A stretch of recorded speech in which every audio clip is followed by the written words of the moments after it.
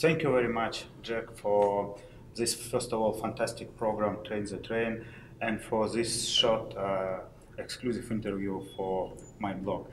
And I would like to start with, I think, the main question about your principle of success, 100% responsibility of your life.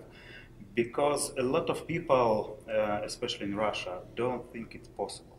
What do you think about it? Well, I think it's always possible to be 100% responsible, no matter what the environment is. We talk about event plus response equals outcome, and the idea that even living in Russia, living perhaps in with a government that might be a little more oppressive than the one in the United States, or there's an economy that might be different, or the business sector is different, or whatever it might be, the reality is that's your reality. That's what you got to deal with. And then the outcome you get is based on your response to that reality. Now, there are people in Russia who are wealthy. There are people in Russia who are happy. There are people in Russia who are, have great relationships. There are people who are healthy. And there are people who are sad. And there's people who are not healthy. And there's people who are poor. So in the same country, how is it that people arrive at different outcomes? And so basically, there are factors that can affect you depending on where you live and what kind of economy you're in and what kind of parents you had and all that. But we can always find examples of people that have had the worst circumstances and yet have risen to success. So literally, whatever you're faced with, it's based on how you respond to that event, how you think about it, what your mindset is. It's also determined by your actions. What actions do you take or not take? See, if you believe you can't change, if you believe it's impossible to succeed, then you won't try. And so if you believe it's possible, at least you'll do your best. And normally when people try and sustain it, keep it going over time, they do in fact find success. So now we could say that if a plane landed on this room, we're not responsible for that, right? It just fell out of the sky. However, if you act as if everything that happens to you, you are 100% responsible, what happens is you start seeing, well, I'm going to ask myself, why did my wife leave me? What did I do that might have made that happen? What did I do or not do that got me fired from that job? What did I do or not do that ended up with me making only this many rubles instead of that many rubles? So if I look to see what I might have done, then there's a greater chance of me finding out what I could do differently.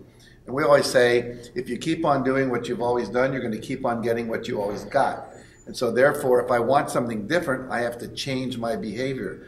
And so people that act as if they're 100% responsible, they get better results, they make more money, they live longer, their relationships are better, their health is better. And I've seen that in every country around the world. And I've been to Russia and I've been to 49 other countries.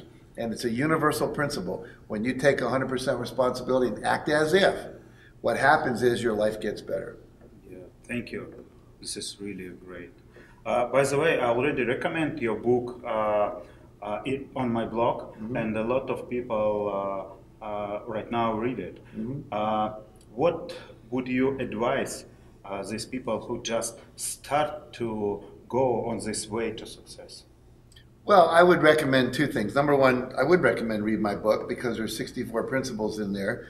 And if you start it, I recommend you finish it. This would be smart, okay? Because it is a system of steps that it's like knowing the combination to a lock, Sergey. If you know the combination, doesn't matter if you're black or white, young or old, went to university, didn't go to university, live in Moscow or Idaho or live in Moscow, Russia. It doesn't really matter. The point is you will create more success if you know the combination to the lock. So most people are going through life missing some of the numbers. Yes. So what I recommend is what I did in my life. And I went from being a poor kid from West Virginia, which is one of our poorest states, and my father did not make a lot of money. And my mom and dad got divorced when I was young, and my dad was abusive. My mother was an alcoholic. We can go through all that. But the point was, I made a commitment to constantly be learning about these principles, to constantly be studying success. The same way you'd study to be an architect or study to be a doctor, you can study success. There's a science of success. And so whatever your profession is, if you choose to study that, you can become more successful. They say it takes about 10 years to master something, it takes about 7 to 10 years to master success. Yeah. But once you've learned to do that, as you know, because you've experienced it in your life, whether it's through the martial arts or whether it's through human development or business, whatever, you can become more successful. And so it's kind of like saying, I'm not going to study nutrition, but I expect to be healthy the rest of my life. Yes. So we want to study success.